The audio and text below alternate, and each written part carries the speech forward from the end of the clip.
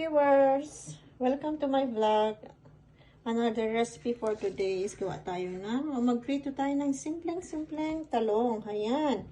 Hiniwa na natin ang ating talong at kasama na ang patatas. Ayan, para hindi na masyadong mahaba ang ating video. Simulan na natin. At lalagay na nga natin sa isang bowl. Ayan. Mimix na lang natin. Pwede na yan. Parehas din naman ang kalalabasan. Ayan. Masyado yatang marami. Ayan. Next natin gagawin ay lagyan natin ng corn flour. Lagyan natin corn flour. Lagyan natin ang ating corn flour. Ayan.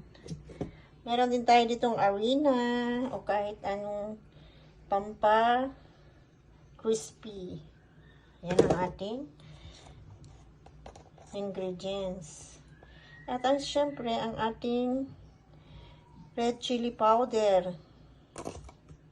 Optional lang naman, sa ayaw ng maanghang, huwag nang lalagyan.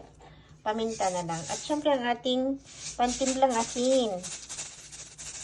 Depende din sa panlasa. At ang ating paminta. Ayan. At syempre ang ating hindi mawawalang pamprito, ang ating oil. Frying oil or cooking oil. Lagyan din natin siya ng konting tubig. Ayan. At haluin na natin. Malinis ang ating kamay. O wag na. Dito na lang tayo sa may kutsara. O ano pang halo. Ayan. Halo-haloin natin. Ayan. Ready na sa prito. Papainit tayo ng kawali at simulan na natin ang pagpiprito. Ayan. Ito na nga ang ating minix na talong at ating patatas o alo. Ayan. Ready na siya sa pagprito. At nag-init na pala tayo ng ating lutuan. Ayan, mainit-init na ang ating mantika o oil. Ano natin nalagay isa-isa. Ayan.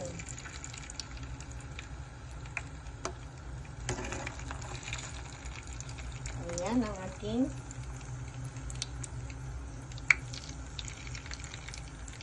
pritong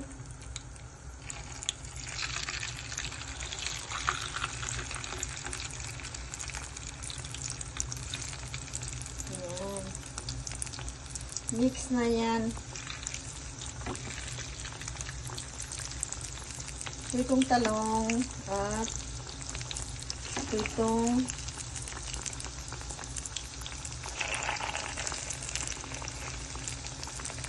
patatas. Chips pala. Ayan ang chips natin for today. Ayan. Tayo natin siyang maluto. Saka natin baliktad maya-maya. Ayan. Ayan, luto na ang ating. Ayan, luto na ang ating. Dito na ang ating chips. Ang ating talong chips and kamote. Patatas pala kamote. Okay. Saka natin lalagay dito. I-strain natin para matanggal ang excess na mantika o oil. Ayan. Tuwan na natin.